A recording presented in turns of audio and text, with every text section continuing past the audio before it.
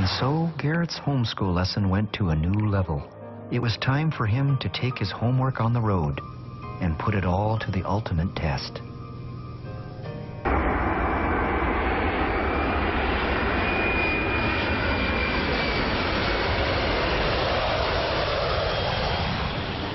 The entire foundation for Garrett's study and scientific analysis of Gerson's treatment commenced around breakfast with Charlotte Gerson in San Diego.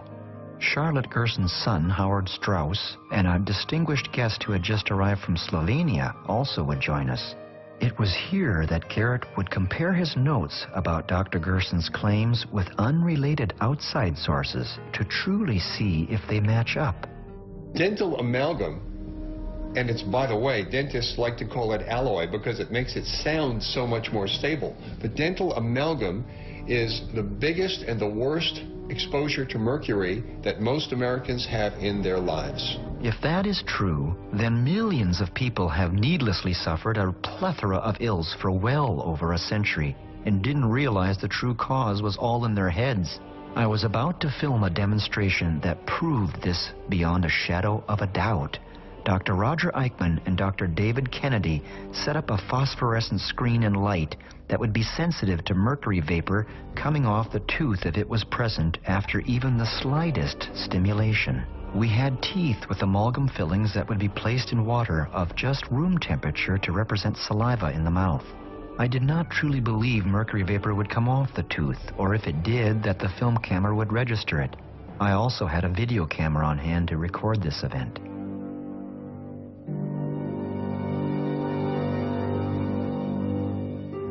To my shock and horror, and as you can see, the 35mm motion picture camera did register the mercury vapor coming off the tooth.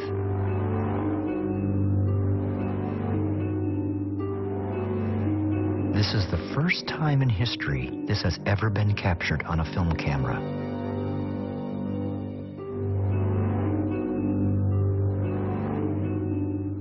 To make certain that what you are seeing is mercury, we had on hand a special instrument called a Jerome mercury sniffer to measure the levels. 191. 190. Show that to me, please.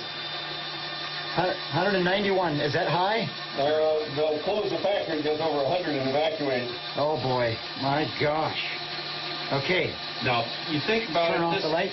This is room temperature, 1, 2. At least 50 years old. It's been degassing for years, and many people have a whole mouthful of them. Yeah. Now just think what happens if you have half a dozen people in a elevator all degassing like this, and it's degassing 24 hours a day, 7 days a week. Yeah. And your OSHA standards are based on a 40-hour week. Dr. Eichmann dipped his fingers in water to prove that this is not condensed water vapor. Put my fingers in it. And if you notice, my wet fingers have no gas coming off of it. It's not water vapor. I don't see anything, yeah. That you're seeing. Next, Dr. Kennedy set up on the counter an amalgam mixer, which dentists use in their office to mix the amalgam capsules. And after mixing, they're broken open to prepare to be placed inside a patient's mouth as the amalgam filling. The amalgam capsules are then lined up one by one on a shaker where they are shaken for a time. With an unsuspecting patient nearby, the capsules are then broken open just as any dentist or dental assistant will do. Will mercury vapor be released? Remember, this is common procedure and goes on each and every day all over the world in dental offices next to innocent patients.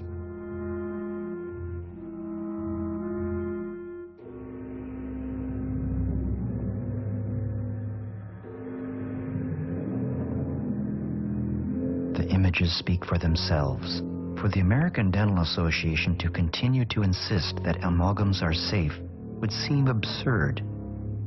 Turn on the light. Can we see what we got? 252. Yikes. Should we exit this? Are we getting poisoned in here? Yeah, it's raising the room up. Yeah. It's doors are working in a dental office.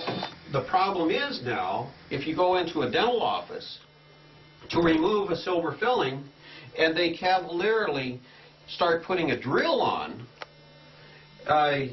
this whole screen would turn black.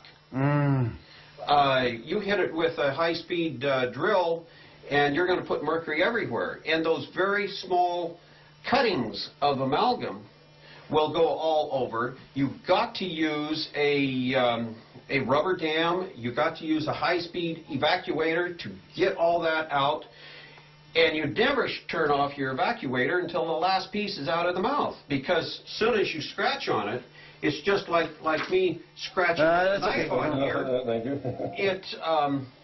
I think it's a crime what they're doing to their dental staff. Is that the female is much more sensitive reproductive-wise to mercury, and as a result, that causes not only infertility, but it causes birth defects. Of course, you get the usual denials, but when you look at the scientific literature, it is full of studies showing that exposure to mercury, either from your teeth or from working in a dental office, will, you saw the demonstration. There's huge amounts of mercury in those offices. They don't monitor that. They don't warn the employees. They don't give them adequate mask and protection. And as a result, there's a tremendous amount of infertility in dental assistants. There's a documentary on it. And it's about the Norwegian dental nurses and about their lives being devastated by their job when they were young girls. So I think it's a crime what they're doing to these young girls. I've had patients come in from other dentists saying, gee, all I had was my teeth cleaned, and I feel lousy for days after that, every time. How come? Well, they polish the teeth. They get a huge amount of mercury being released for several days after that until you get a little bit of corrosion over the top, which slows it down a little bit. But the amount of mercury released is just phenomenal, and if they're sensitive to it, it'll put them over the edge. When I was in dental school, I was told that dentists were averaging their first heart attack by age 44. Our life expectancy was age 52. I personally related that to their use of mercury and amalgam fillings because it wasn't occurring in orthodontics and in surgeons. I had made certain that Garrett was nowhere near this demonstration to ensure he did not inhale any mercury vapor. Yet that seemed absurd when considering that many people are walking around with amalgams in their mouths. Dr. Gerson was right all along. Dental health is paramount to healing from chronic disease. In Colorado Springs, Colorado, there is one renowned dentist who has spoken out about fluoride, dental amalgams, and even the dangers of root canals for decades. His name is Dr. Hal Huggins. But just before we were to meet him, Garrett fell into a depression. He couldn't seem to overcome the disturbing chemistry lesson about deadly methyl mercury vapor that Dr. Roger Eichmann gave. This homeschool lesson had hit him hard. And then the cause of his sadness was revealed. The boy's parents had unwittingly allowed some dentist to stick the mercury inside his mouth, too. He now saw himself as a biohazard. But the good news was that he was about to meet Dr. Hal Huggins, who would give him some reassuring direction. Well, most of the people I see who are having their amalgams removed have some sort of a dread disease. But you're interested in prevention, then you are 1 in 100 who's in a very good position, because prevention is a whole lot easier than correcting a problem after it's occurred. He asked how many dentists state that mercury fillings are safe. Well, that would be pretty close to 100% if they want to be in dentistry tomorrow, because the Dental Association has certain rules and regulations that if a dentist is asked, is mercury toxic, and they say anything affirmative, they say, well, yes, it is. It's the most poisonous metal on the planet that's not radioactive. They're going to lose their license and be selling used cars the next day.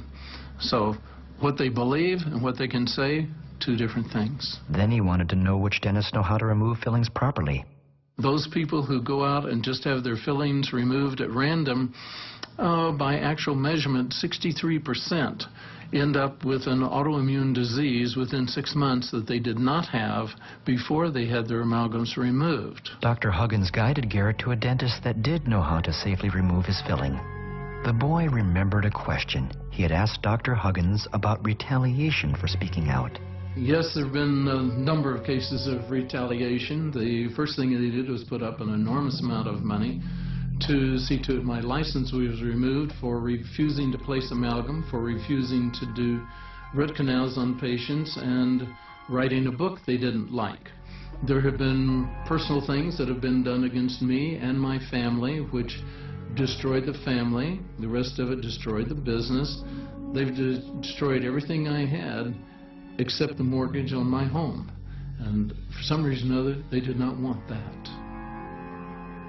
Garrett reasoned that life could have been so much easier for him if he had just kept quiet like most doctors do. So the question became, why put yourself through this? When you have seen the people that I have seen, and you see that their life just has a few minutes, a few hours before it runs out, and you see that that can be turned around, and you see that years later these people do have a life, that's the payment that I get. That's why I keep doing what I'm doing. It was a refreshing ideological position that reminded Garrett of Dr. Gerson, but it still is David and Goliath. In this situation, the American Dental Association wields tremendous power and control over a dentist's life. And the dentist that performed the procedure of proper filling removal on Garrett was terrified of his identity being captured for this movie. Documents had to be signed, which meant that I was personally liable to him for the ruining of his career and income if I did film his face.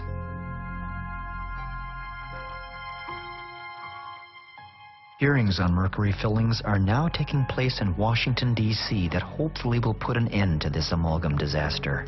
It is estimated that there is 1,000 tons of mercury in the fillings of Americans at the moment. Incredibly, the FDA has never conducted an environmental assessment of the use of dental mercury amalgam as prescribed by law.